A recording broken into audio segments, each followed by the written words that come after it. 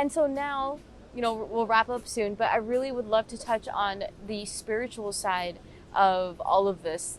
And where has your strength kind of come from to be speaking out, to be, such a strong female voice, especially as well?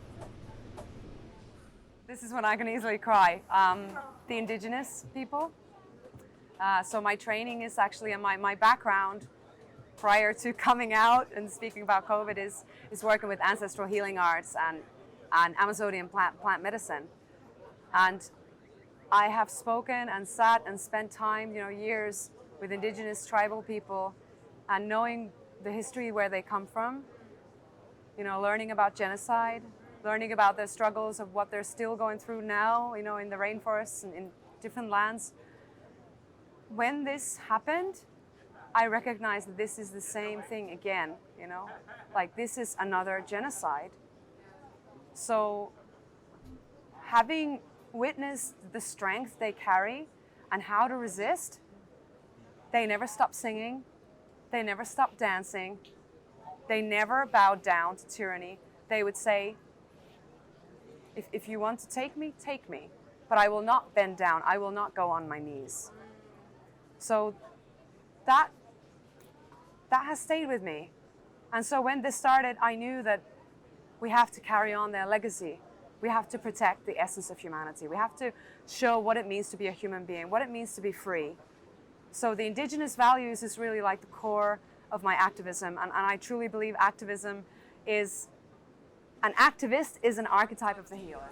Is an archetype of the healer. Oh, interesting. It's a way to heal the collective. Ooh. Through activating our true potential, leading by example, inspiring people, helping them remember who they are, and it happens so easily when you see people rise up.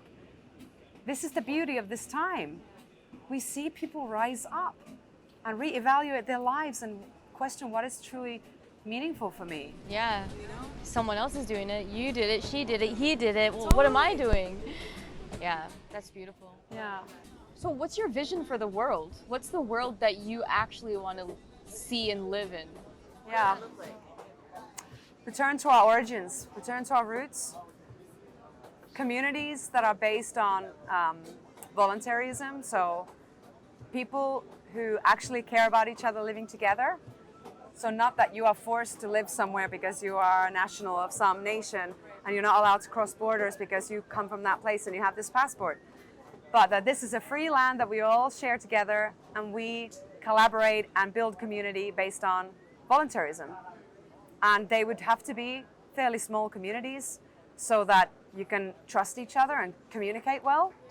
But then these communities could collaborate together and could come together. And this is something that has existed and has worked in the past. In the Andean traditions, in the Inca times, in the Finnish tradition, we have a word called talko, which means whenever someone needs a house, the whole community gets together, will cut the trees that is needed, and together they will build it in a matter of a couple of days. And then when the next person needs it, we all do it together. So it's such a shame that we don't understand that all the skills that we have, we can directly share with each other. We don't need some kind of hierarchical structure where we pay and then they dictate under certain conditions whether we can do what we want or not. Whereas I can just tell you, hey, you're a great jewelry maker. I'm a massage therapist. Can we trade our skills? And you will, of course, Can it be that simple? It will take trial and error. But if we have this external body that is constantly controlling us, then we will never learn how to actually do that. We need to just start trying. It's like they're in the way, like get out of here. Yeah. You're bothering us. So do we need government? No. At all? What about who's gonna fix the roads and pick up the garbage? Who's gonna organize that? So someone's gonna say, hey, I actually like doing that. And then we'll get together and we'll say, all right, let's all make sure you have what you need to be doing that. The money will go directly between us. We'll have our own currencies. It's totally doable. And there are already communities that are starting this. In Spain, we're working on own currencies. trading systems, markets. It's happening, and there's no stopping it. It's unstoppable. Unstoppable. Totally. I see that this entire thing, well, it's a pyramid structure, right? It comes from a point of unlawful authority dictating things to levels, and then this is how it manifests. So rather than directing our activism towards the slave masters or tyrants or whatever you want to call, just to ignore them and direct our activism instead to our peers, friends and family, our sisters and brothers. And in this way, activate and empower us rather than say, no, no, no, to the force that is consciously doing that. Do you think it's going to make a difference if we say no to people who've planned for maybe centuries? Millennia. This thing, they're not going to, it's like a mosquito. They're just going to crush it. They don't care. So I think it's honestly a waste of our life force to keep protesting and rather manifesting. Let's create. Let's create what we want and absolutely ignore them to death. Just stop giving our life force to them and just ignore them. They're bullies. They are. They're bullies. Just, they will end up consuming themselves. They're wild animals right now. Yeah, They're yeah. back into a corner and they're very dangerous. And they're lashing out. Yeah, And it's not to say that you're not acknowledging Sure. what they're doing. I'm not inviting us to bypass spiritually what's happening, but just to say, I see you, I know your game, and I'm not a part of that. no, your game is Goodbye. rigged. Yeah. Goodbye. Yeah.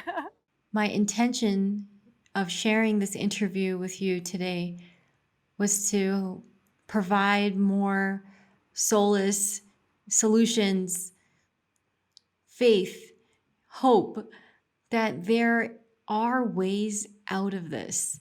I know that it seems and feels very bleak sometimes, but I'll tell you this much. I have sort of shifted my focus towards more solution-oriented things, i.e. creating the world that I actually want to live in. So I've been connecting with a lot of different organizations and people that are like Henna Maria, that are just very aware of what is happening and not getting bogged down by the issues. I think we have spent a lot of time on the problems, and I personally would like to spend more time developing, building, creating new systems and places and things that are more in alignment with my own values. So some of the biggest takeaways that I got from my conversation with Henna Maria, I mean, there was a lot. I feel such a resonance with her, especially with the healing arts and the activists. I really enjoyed that part a lot. And I liked the part where she mentioned that perhaps cops lack understanding of what is actually happening. I enjoyed hearing her experience and the story that she shared about the officer taking her to the side and saying, "Hey, I'm not a bad guy." He felt really bad about what he was doing, and then the other cops that she was speaking with are like, "Well, what can we do about this?" I've personally never done that, but now I'm curious. Broach the topic by inquiring about the fact if they are aware of the Great Reset. That is a great entry point. Another takeaway, I think, for anyone that is on the front lines or attending protests and rallies or fighting in a different way is getting super clear now on what is your end goal here? What is your end game? What is your intention? What are you actually defending here? Right? Because you are potentially putting yourself in harm's way. So getting super clear on why is, I think, imperative right now.